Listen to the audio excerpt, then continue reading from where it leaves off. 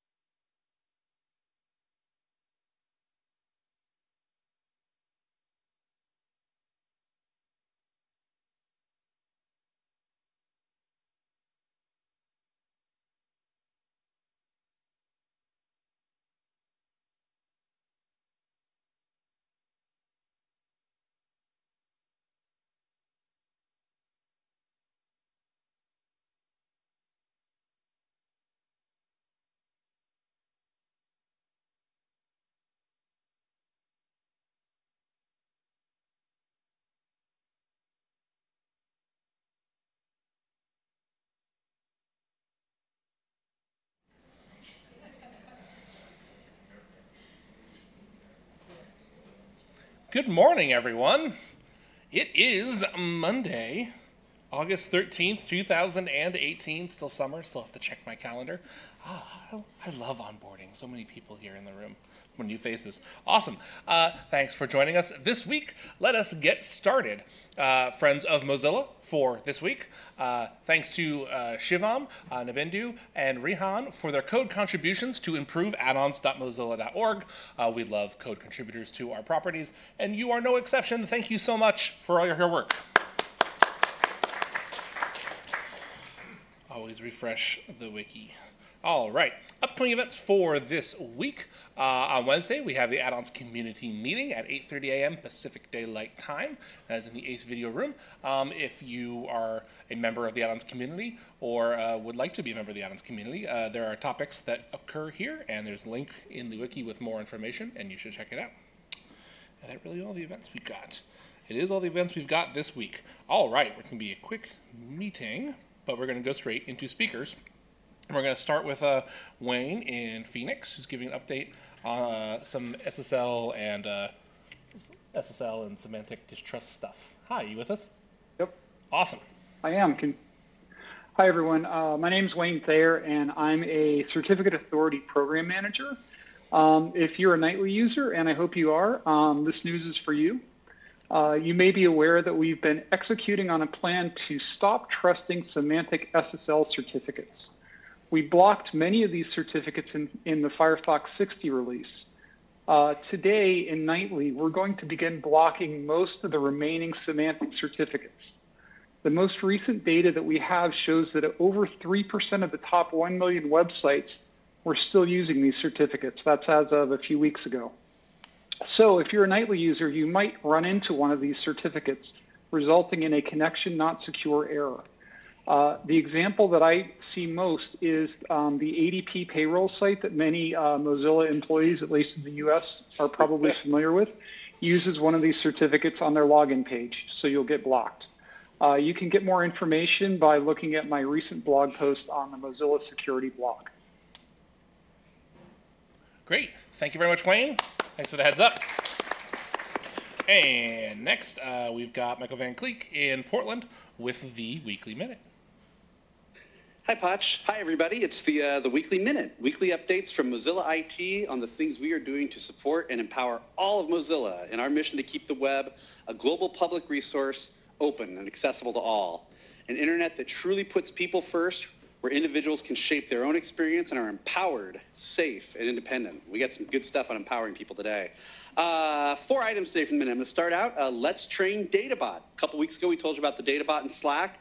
Many thanks to those who joined the first session of Let's Train Databot. We got so much interest and so much positive feedback from the first round, and we are making immediate improvements to the Databot in response. The second focus group session to test the Databot Slackbot has been rescheduled to this Wednesday, August 15th at 7:30 to 8:30 a.m. Pacific Daylight Time. Please join us so that we can train the improved version of the Databot. The meeting was rescheduled and updates were sent out by JT, Josephine Tanumajaya, sorry, Josephine, Slack at Josephine. So thank you very much. Secondly, this Friday is the next iteration of the IT Brown Bag. And for the August 2018 Brown Bag, it's going to be in the Brown Bags video channel and on Airmo at noon Pacific Daylight Time, and it'll be recorded.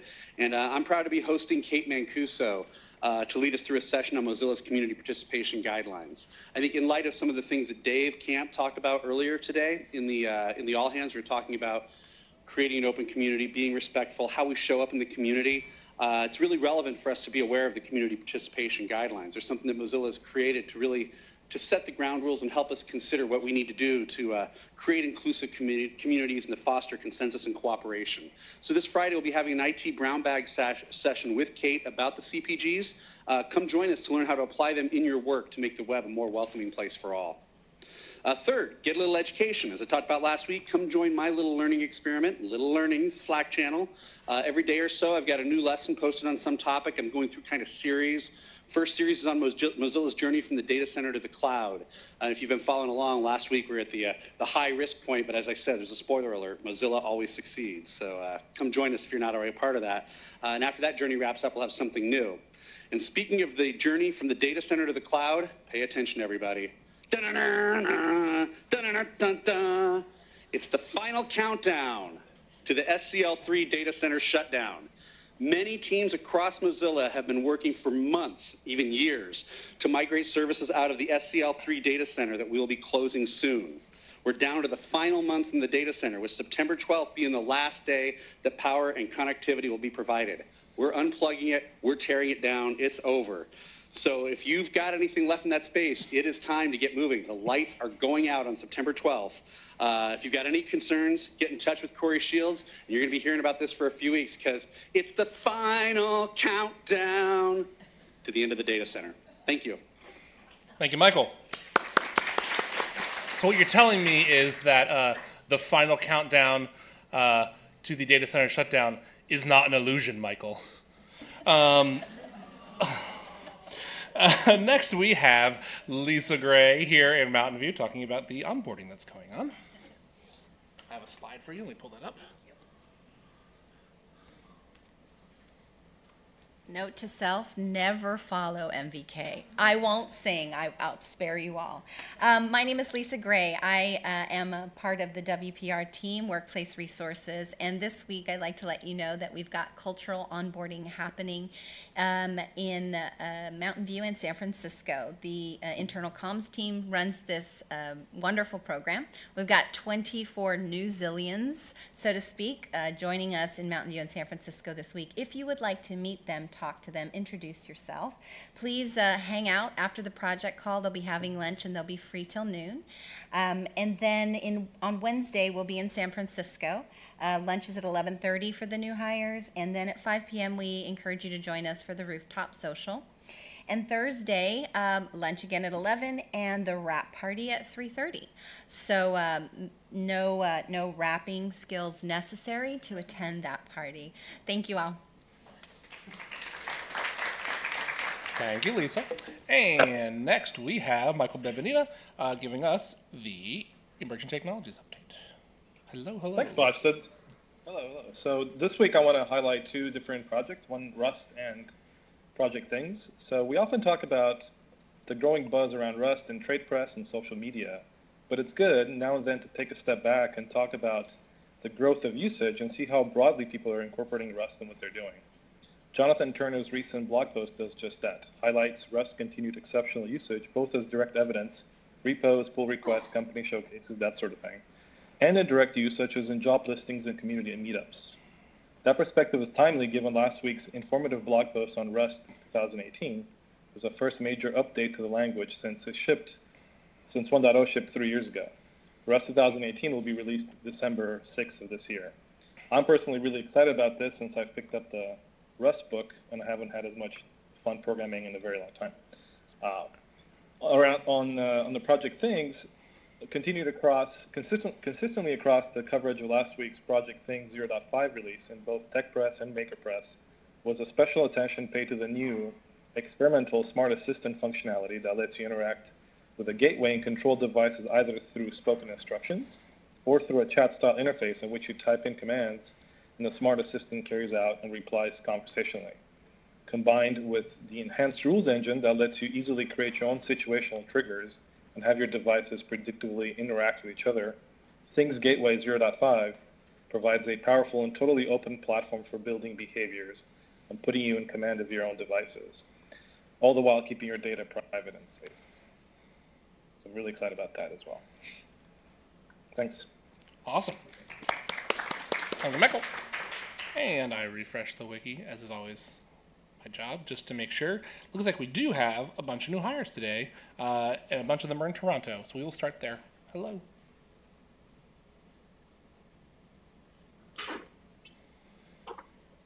Hello. Hello, my name is Stefan, and I am introducing not one, not two, but 3 new mobile Android engineers. This is pretty amazing. We're growing the team. We are still hiring. And today I'm introducing Jonathan, Simon, and Daniela. And I'll give them some time to introduce themselves.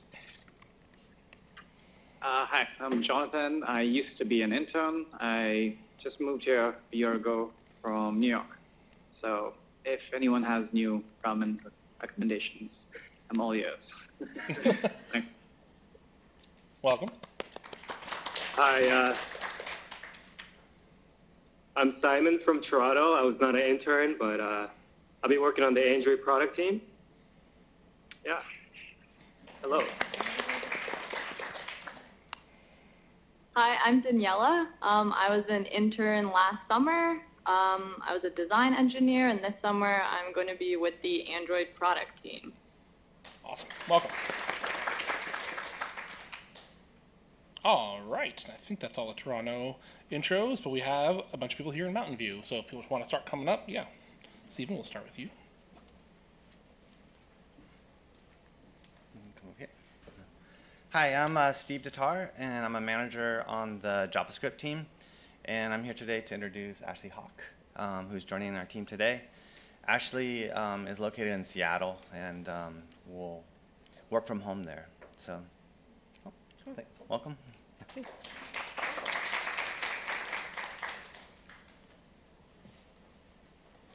Hi, I'm Matt Coyden, Pocket CTO, down here in Mountain View today to welcome Daniel Brooks to our team. Daniel's joining us as a back-end engineer, and we'll be doing lots of fun stuff connecting Pocket and Firefox with all the great things we have going on the Pocket backend. Daniel will be working remotely here in the South Bay, popping into the office every once in a while, so be sure to say hi when you see him. Welcome.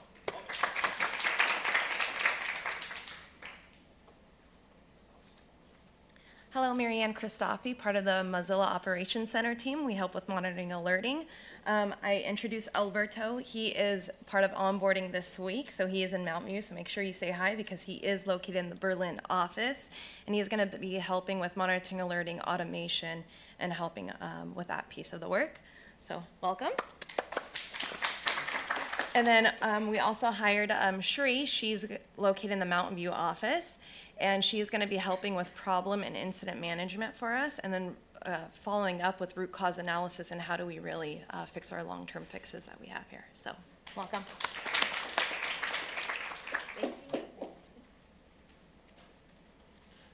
And I think that's everyone. Welcome to all our brand new Mozillians. Hello to everyone who's here for onboarding. It's nice to see your faces. Hopefully I get to meet a bunch of you this week. Thanks for everyone out there for joining us. Hope you have a fantastic week and you keep on rocking the free web. See ya.